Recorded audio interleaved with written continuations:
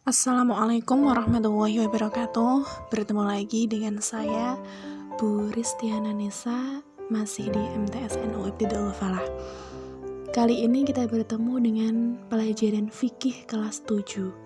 Kita memasuki bab 3. Ini adalah pertemuan pertama setelah kita menjalani PTS pertama. Pada bab 3 ini kita akan belajar tentang materi sholat berjamaah. Yang pertama kita akan membahas tentang pengertian sholat berjamaah. Jamaah, pengertian secara bahasa, jamaah adalah kumpulan atau bersama-sama. Sedangkan jamaah secara istilah atau sholat berjamaah ialah sholat yang dilakukan oleh 2 orang atau lebih secara bersama-sama. Salah satunya menjadi imam, sedang yang lain menjadi makmum. Jadi kalau sholat berjamaah itu minimal dilakukan oleh 2 orang. Yang satu menjadi imam dan yang lain menjadi makmum. Selanjutnya, yang kedua adalah dasar sholat berjamaah. Dasar sholat berjamaah tercantum dalam hadis Nabi Muhammad SAW yang berbunyi, Sholatul jama'ati tafadulu ala sholatil fadhi bisaba'in wa asyarina darujah. Artinya, sholat berjamaah itu lebih utama daripada sholat sendirian sebanyak 27 derajat. Selanjutnya yang ketiga adalah syarat sholat berjamaah. Syarat sholat berjamaah itu ada 2. Yang pertama ada imam, yang kedua ada makmum. Jadi itu 2 syarat sholat berjamaah, ada imam dan ada makmum. Yang keempat, syarat-syarat seorang makmum itu apa? Syarat-syarat seorang makmum yang pertama, berniat sebagai makmum, mengikuti segala gerak-gerik imam, berada di belakang imam, tidak mendahului imam, tidak menyelisihi sunnah yang dilakukan oleh imam. Yang kelima atau syarat bagi imam. Berniat sebagai imam, mengetahui syarat, rukun, dan segala yang membatalkan, bacaannya fasih dan benar, seorang laki-laki, berakal sehat, dan balik. Jadi kalau ada jamaah laki-laki dan perempuan, imamnya harus seorang laki-laki. Seorang perempuan boleh menjadi imam apabila makmumnya juga perempuan. Selanjutnya, yang F adalah hal-hal penting dalam sholat berjamaah. Yang pertama kita akan membahas tentang bacaan jahur dan sir. Jahur itu nyaring, sedangkan sir itu lirih. Ada beberapa sholat yang dibaca dengan nyaring, bacaannya itu dikeraskan. Ada beberapa sholat yang bacaannya harus dilirihkan.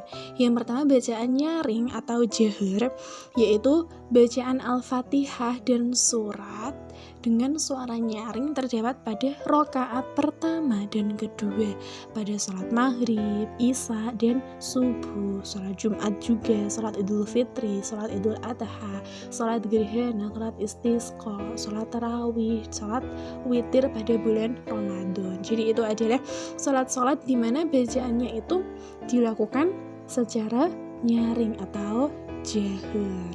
Yang kedua adalah bacaan lirih atau sir.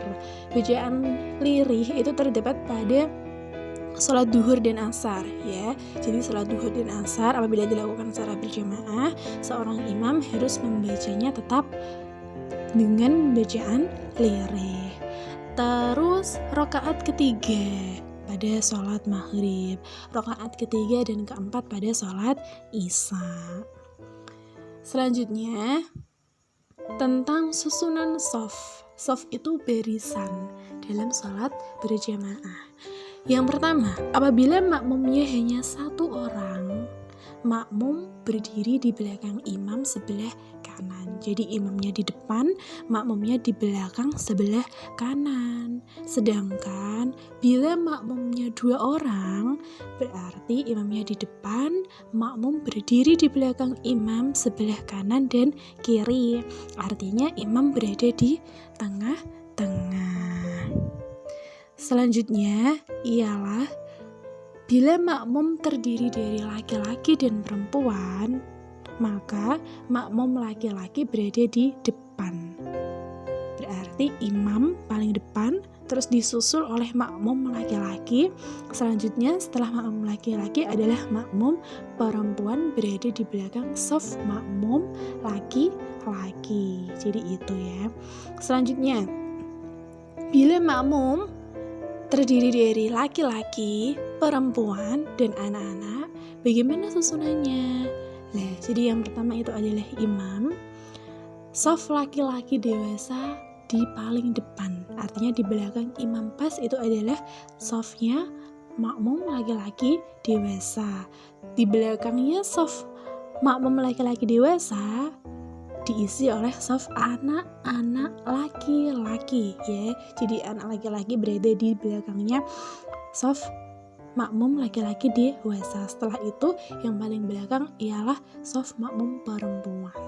Artinya di belakang shaf anak-anak laki-laki. Selanjutnya, hal-hal yang menjadi halangan sholat berjamaah. Sholat berjamaah bisa menjadi halangan atau boleh tidak dilakukan apabila karena hujan besar, karena angin topan, ketika makanan sedang terhidang dan perut merasa lapar, karena ingin buang air besar atau kecil, karena takut datangnya bahaya. Maksudnya ialah ada pencurian atau kebakaran dan sebagainya. Itu bisa menjadi halangan buat seseorang boleh tidak melakukan sholat berjamaah. Yang terakhir adalah karena sakit yang menghalangi untuk berjamaah. Nah, yang terakhir adalah keutamaan sholat berjamaah. Pahala langkah kaki, mendapat pahala menunggu sholat, didoakan oleh malaikat, mendapat perlindungan pada hari kiamat, dan yang terakhir ialah terhindar dari sifat munafik. Baik, itulah materi fikih pada bab 3 ini atau materi tentang sholat berjamaah.